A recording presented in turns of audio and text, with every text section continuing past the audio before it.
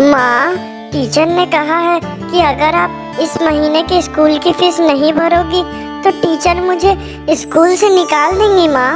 मुनमुन बेटी, मैं तुम्हारे स्कूल के फीस के लिए बहुत मेहनत कर रही हूँ बेटी, किंतु इस साल बारिश ना होने के कारण इतनी अच्छी फसल नहीं हो पाई है जिसे मैं बेचकर तुम्हारी फीस भर सकूं बेटी।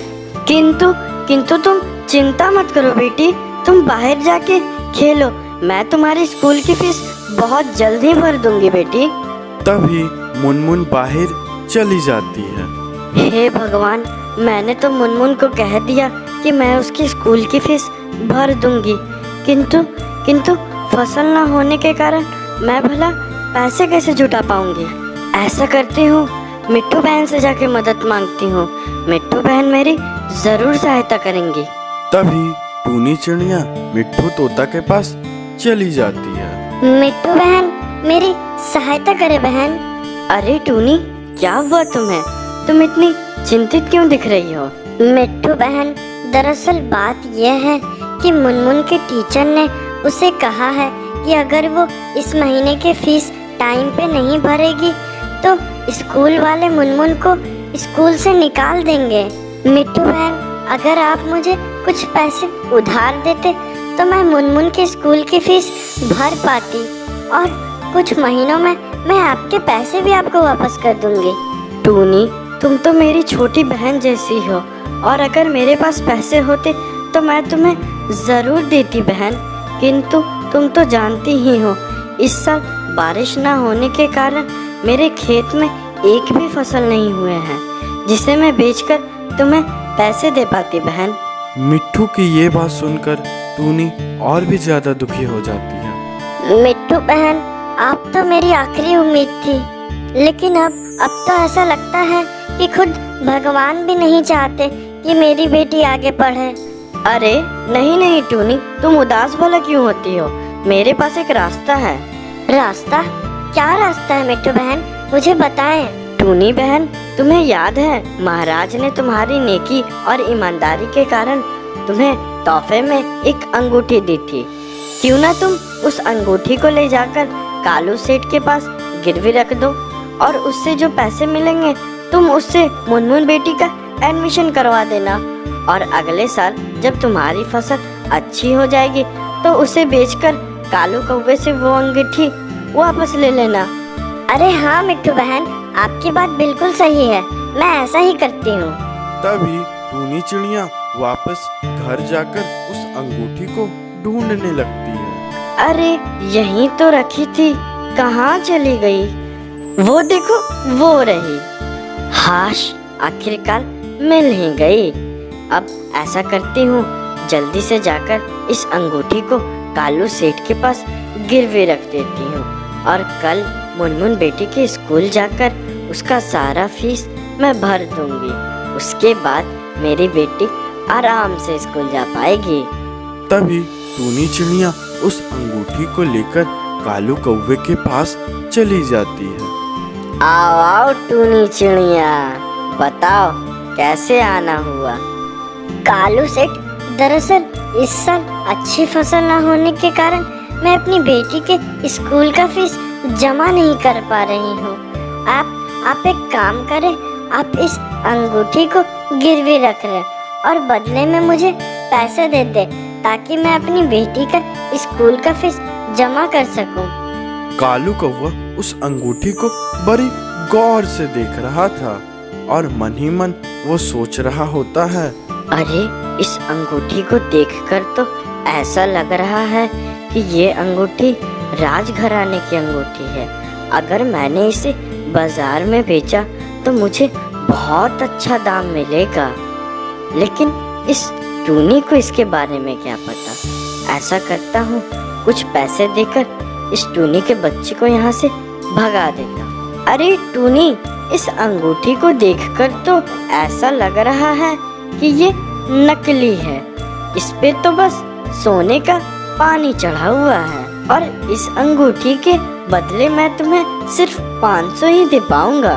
अरे कालू सेठ, ये अंगूठी तो मुझे खुद महाराज ने दिए हैं और महाराज के पास तो बहुत पैसा है, वो भला नकली अंगूठी क्यों पहनेंगे? देखो, ऐसा है टूनी चिड़िया, सेठ मैं हूँ, तुम नहीं। मुझे सोने की पकड़ है, और अगर तुम्हें इस अंगूठी को नहीं बेचनी है तो ले लो अपनी अंगूठी और चली जाओ यहाँ से। कालू सेठ की यह बात सुनकर टूनी चिड़िया घबरा जाती है और वो कहती है, नहीं नहीं कालू सेठ, आप मुझे 500 दे दे, मैं अपनी बच्ची का स्कूल का फीस जमा करूंगी। तभी टूनी चिड़िया 500 लेकर मुनमुन बेटी के स्कूल जाकर उसका फीस जमा कर देती है। अगले दिन मिट्ठू तोता टूनी चिड़िया के घर पहुंचती है। टूनी बहन, कल कालू सेठ ने तुम्हें उस अंगूठी के बदले कितने पैसे दिए? 20-30 हजार तो दिए ही होंगे। नहीं मिट्टू बहन, मुझे तो बस 500 दिया कालू सेठ ने, लेकिन मैं खुश हूँ क्योंकि मैं अपनी मुनमुन बेटी का फीस जमा कर पाई हूँ। क्या उस राजघराने की अंगूठी के बदले सिर्फ 500? वो लालची कालू कभी नहीं सुधरेगा, उसने तुम्हारे भोलेपन का फायदा उठाया है। टूनी बहन, तुम चलो मेरे साथ। टूनी बहन, हम कालू सेठ की शिकायत महाराज से करते हैं, महाराज जरूर हमें इंसाफ दिलाएंगे। नहीं नहीं मिट्टू बहन, रहने दे, मेरी बेटी कल से फिर स्कूल जाने लगेगी। इससे ज्यादा मेरे लिए खुशी की बात भला और क्या हो सकती है। और जहाँ तक रही बात अंगूठी की, तो मैं अगले साल अच्छे फसल उपजाकर कालू कौवा को उसके पैसे लौटाकर मैं अंगूठी फिर से अपने पास लेकर चली आऊंगी। ठीक है टूनी बहन, जैसी तुम्हारी इच्छा।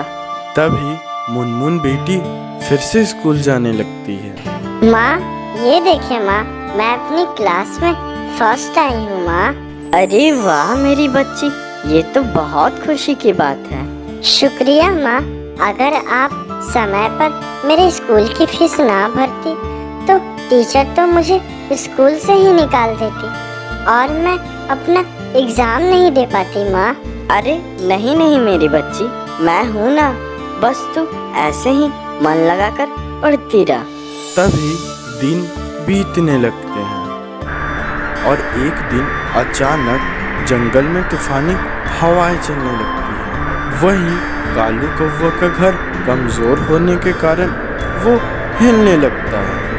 अरे ये हवाएं अगर ऐसे ही चलती रही तो मैं तो इसी पेड़ के नीचे दबकर मर जाऊंगा। नहीं नहीं, मुझे इस घर को छोड़कर जल्दी यहाँ से भागना होगा।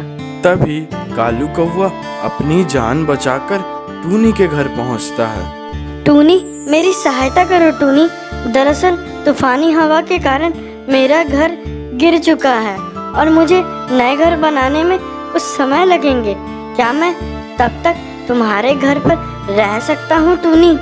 नहीं नहीं टूनी बहन, इस लालची को अपने घर कभी मत रखना। इसने तुम्हारे उस राजघराने की अंगूठी के बदले सिर्फ 500 दिए। इस लालची को तो मरने दो। नहीं नहीं मिट्टू बहन, अगर कालू सेठ मुझे उस दिन वो पैसे ना देते तो मैं अपनी बेटी का समय पर फीस नहीं जमा कर पाती और जिसके कारण वो स्कूल भी नहीं जा पाती। और कालू सेठ भले ही लालची होंगे, लेकिन मैं तो एक ईमानदार चिड़िया हूँ और मुझे वो अंगूठी ईमानदारी के कारण ही मिला है। ऐसे में मैं अपनी ईमानदारी कैसे भूल सकती हूँ? यह सुनकर कालू सेठ भावुक होता है। तभी वो टूनी से कहता है, टूनी, मैंने तुम्हारे साथ बेईमानी की, लेकिन फिर भी तुमने मेरे बुरे वक्त में मेरी सहायता की। तुम बहुत अच्छी हो टूनी। ये लो अपनी अंगूठी और इसे रख लो। और रही बात पैसों की, तो जब तुम पैसे जुटा पाओ तब मुझे दे देना, मुझे कोई एतराज नहीं होगा। तभी टूनी चिड़िया भी कालू कौवा को माफ कर देती है और वो सब हंसी खुशी रहने लगते हैं। तो बच्चों, इस कहानी से हमें यह सीख मिली कि लालच बहुत बुरी बला है।